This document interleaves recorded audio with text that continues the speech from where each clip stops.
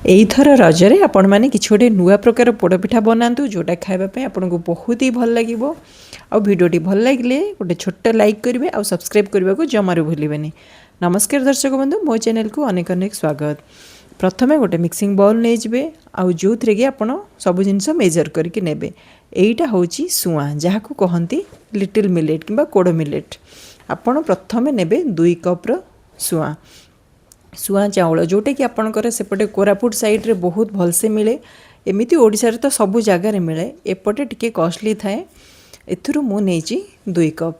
ତା ସହିତ ଆପଣ ନେବେ ବିରି ନେବେ ଅଧା କପ୍। ବିରିର ମାତ୍ରା ନା ଯେତେ କମ୍ କରିବେ ସେତେ ଭଲ, କିଛି ଅସୁବିଧା ହେବନି। ତ ସେଥିପାଇଁ ମୁଁ ଅଧା କପ୍ ନେଇଛି। ଆଉ 1 କପ୍ ନେଇଛି ମୁଁ, ଏଇଟା ହେଉଛି ଇଡ଼ଲି ରାଇସ୍। ଆପଣ ଚାହିଁଲେ ନର୍ମାଲ୍ ଅରୁଆ ଚାଉଳ ମଧ୍ୟ ନେଇପାରିବେ। ଯଦି ଆପଣ ଅରୁଆ ଚାଉଳ ଜାଗାରେ ଉଷୁନା ଚାଉଳ ପକାଉଛନ୍ତି ତାହେଲେ ଏଥିରେ ଚୁଡ଼ା 1 କପ୍ ପକାଇବେ। ଆଉ ତା ସହିତ 1 ଚାମଚ ମେଥି ଦାନା। ଏସବୁକୁ 2ରୁ 3 ଥର ଭଲସେ ଧୋଇବେ। ଆପଣ ଯେତେ ଥର ଧୋଇବେ ନା ଏଥିରୁ ପୁରା ମାନେ ଏମିତି ବ୍ରାଉନ୍ କଲର୍ର ପାଣି ବାହାରିବ।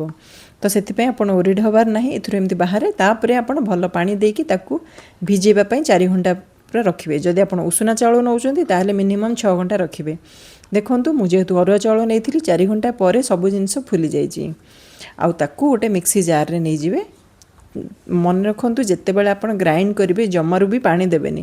ଯଦି ଆପଣଙ୍କୁ ବହୁତ ପ୍ରୋବ୍ଲେମ୍ ହେଉଛି ଗ୍ରାଇଣ୍ଡିଙ୍ଗରେ ତାହେଲେ 1 ଚାମଚ 2 ଚାମଚ ଦେବେ। ନହେଲେ ଯେତେ କମ୍ ପାଣିରେ ଆପଣ ଗ୍ରାଇଣ୍ଡ କରିପାରିବେ ସେତେ ଭଲ। ଆଉ ଗ୍ରାଇଣ୍ଡିଙ୍ଗ ପରେ ତା'ର ବ୍ୟାଟରର କନସିଷ୍ଟେନ୍ସି ଏତିକି ରହିବ, ପୁରା ଗାଢ଼ା ଆଉ ଏମିତି ପୁରା ଫାଇନ୍ ପେଷ୍ଟ ହେବ। ଏଇ ଜିନିଷଟା ଖାଲି ଟିକେ ଧ୍ୟାନ ଦେବେ। ଆଉ ତାକୁ ଗୋଟେ ଜାଗାକୁ ଟ୍ରାନ୍ସଫର୍ କରିକି ତାକୁ ଏମିତି କଭର୍ କରିକି ରଖିଦେବେ ମିନିମମ୍ 8 ଘଣ୍ଟା ଭଳିଆ। ଏବେ ଯେହେତୁ ଏତେ ଗରମ ହେଉଛି ଆପଣଙ୍କର 6 ଘଣ୍ଟାରେ ମଧ୍ୟ ଫର୍ମେଟ୍ ହେଇଯିବ। ମୁଁ 8 ଘଣ୍ଟା ପରେ ଦେଖନ୍ତୁ ଏତିକି ହେଇଛି। ମୁଁ ଅଧା ବ୍ୟାଟର ଏଠି ରଖିଥିଲି, ଆଉ ଅଧା ବ୍ୟାଟର ଦୋସା ପାଇଁ ଅଳ୍ପ ଟିକେ ପାଣି ନେଇକି ତାକୁ ଫର୍ମେଣ୍ଟ କରିଥିଲି। ଯଦି ଟିକେ ଆପଣ ପାଣି ଦେଉଛନ୍ତି ତାହେଲେ ଜଣାପଡ଼ିବ ଆପଣଙ୍କ ମାନେ ପୁରା ଫୁଲିକି ଫର୍ମେଣ୍ଟେସନ୍ଟା ବେଷ୍ଟ ହେଇଥାଏ। ଆଉ ଯେହେତୁ ଆମେ ପୁରା ଗାଢ଼ା କରିଛୁ ସେଥିପାଇଁ ଜଣାପଡ଼ିବନି ଆପଣଙ୍କୁ ଫର୍ମେଣ୍ଟ କେତିକି ହେଲା କ'ଣ। ତଥାପି ଆପଣ ସେଇ ଅନୁସାରେ କରିବେ, କିନ୍ତୁ ମାନେ ପାଣି ବହୁତ କମ୍ ଦେବେ। ଏବେ ଆମେ ଯେହେତୁ ମିଠା ଜିନିଷଟା ବନାଉଛେ ତ ସେଥିପାଇଁ ବାଲାନ୍ସ ପାଇଁ ଆମେ ଲୁଣ ନେଇଛେ 1/2 ଟେବୁଲ୍ ସ୍ପୁନ୍।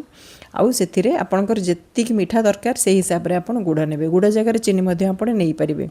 ଆଉ ଏତେବେଳେ ଯାଏଁ ଦେଖନ୍ତୁ ଆପଣଙ୍କୁ ମୁଁ ଜମାରୁ ବି ପାଣି ଦେଇନି, ଏମିତି ଗାଢ଼ା ଥିବ।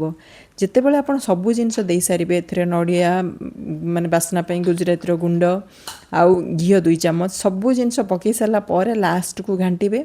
ଆଉ ଘାଣ୍ଟି ସାରିଲା ପରେ ଆପଣଙ୍କର କନସିଷ୍ଟେନ୍ସି ଯଦି ଆଡ଼ଜଷ୍ଟ ନ ହେଇପାରୁଛି ତାହେଲେ ଆପଣ 2 ଚାମଚ ପାଣି ଦେଇପାରିବେ। ଯଦି ନ ହେଇଛି ଦେଖନ୍ତୁ ଆପଣଙ୍କୁ ଆସ୍ତେ ଆସ୍ତେ ଜଣାପଡ଼ିଯିବ ବିନା ପାଣିରେ କେତିକି ଆପଣଙ୍କର ଗାଢ଼ା ଦରକାର। କେକ୍ର ବ୍ୟାଟର ଯେତିକି ରହୁଛି ଆପଣଙ୍କୁ ସେତିକି ହିଁ ବ୍ୟାଟର ରଖିବେ।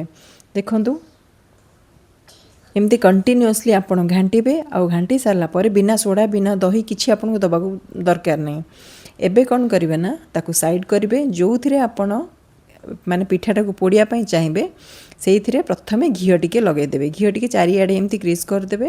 ଆଉ ତାପରେ ଆପଣଙ୍କ ପାଖରେ ଯଦି ଶାଳପତ୍ର ଅଛି ଚଳିବ, ନାହିଁ ଯଦି କଦଳୀପତ୍ର ଅଛି ତାକୁ ମଧ୍ୟ ଚଳିବ। କଦଳୀପତ୍ରକୁ ଭଲସେ ଏମିତି ଚାରିଆଡ଼େ ବିଛାଇ ଦେବେ ଆଉ ତା ଉପରେ ଘିଅ ଟିକେ ଲଗାଇଦେବେ। ଘିଅ ଜାଗାରେ ଆପଣ ତେଲ ମଧ୍ୟ ଦେଇପାରିବେ, କିନ୍ତୁ ଘିଅ ଦେଲେ ନା ତା'ର ପିଠାର ବାସ୍ନାଟା ଟିକେ ଭଲ ଆସେ। ଆଉ ତାକୁ ଭଲସେ ପୁରା ସାଇଜ୍ କରିଦେବେ ଯେମିତି ମଝିରେ କିଛି ବି ଫାଙ୍କ କେଉଁଠି ନ ଲାଗେ। ଆଉ ତାକୁ ହାଲକାରେ ପୁରା ଭଲସେ ଚାରିଆଡ଼େ ଘିଅରେ ଗ୍ରୀସ୍ କରିଦେବେ। ପୁରା ପରଫେକ୍ଟ ହେଇଗଲା। ଏବେ ଯେଉଁ ଆପଣଙ୍କ ବ୍ୟାଟରଟା ରଖିଥିଲେ କିଛି ସମୟ ତାକୁ ଏଇଠିକି ଢାଳିବେ। ଯଦି ଆପଣଙ୍କୁ ପିଠାଟା ନା ପୁରା, ଏଇଟା ତ ପୋଡ଼ପିଠା ଯେମିତି ସେତିକି ଲାଗିବ।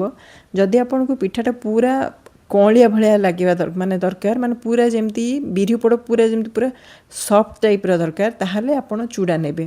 ତା ସହିତ ମୁଁ ଖାଲି ବିରି ଚାଉଳ ଆଉ ସୁଆଁ ନେଇଛି, ଆପଣ ସେଥିରେ ଚୁଡ଼ା ଆଡ଼୍ କରିବେ ଯଦି ତାହେଲେ ପୁରା ସଫ୍ଟ ବନିବ।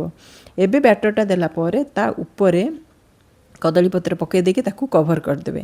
ପ୍ରଥମେ ଗ୍ୟାସ୍ରେ ଯେତେବେଳେ ବସାଇବେ ପ୍ରଥମେ ହାଇରେ ରଖିବେ 1ରୁ 1.5 ମିନିଟ୍ ଭଳିଆ।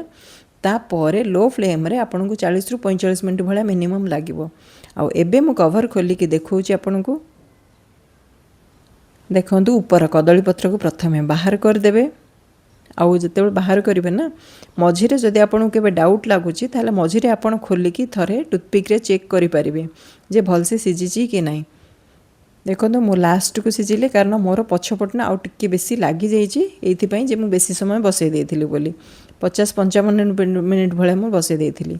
एबे तो पूरा बाहर को पूरा ठंडा हाँवाई छाड़देवे। आउ जितेबाला भी आप डिमोल्ड करेंगे ना पूरा ठंडा है पर ही डिमोल्ड करेंगे ताकि आपणकर कदली पत्रटा भलसे छाड़ आ पिठा काटापी आपन को सुविधा हम। देखो पूरा कदली पत्र आराम से बाहरी जीव किसी भी लगभग मोर तल पोर्सन रू बेसी टिके पोड़ी जाइए। आ पिठाटा ना खाइबापी तो सीरियसली बहुत भल लगुला। आउ एबे आपण हिसाब रे काटिबे जेमिति आपन को शेप दरकार केक साइज रो हो कि स्क्वायर साइज रो हो जो शेप रे आपन चाहिए सेमती कट करेंगे। आउ मु कहूँ आए पिठार टेस्ट एमती लगुला पूरा बिरी पोड़ जहाँ पूरा सेमती ही आपन को टेस्ट आसो ए किसी चेंजेस आसबनी। देखु पूरा ए टाइप रही सबु साइड रू भलसे पूरा परफेक्टली बेक होती। आपण एथर रजरे निहाती नुआ जिनस गोटे ट्राई करूँ। आम साइड रे माने ओडिशा रे तो सुआटा बहुत इजीली अवेलेबल हुए सब मार्केट रे हो ग्रोसरी शॉप रे हो सबु जगह प्राइस भी बहुत कम थाए। आउ जेहेतु हेल्दी आपण निश्चय ट्राई करूँ। देखा आउ एक वीडियो रे रहुछि। नमस्कार, जय जगन्नाथ।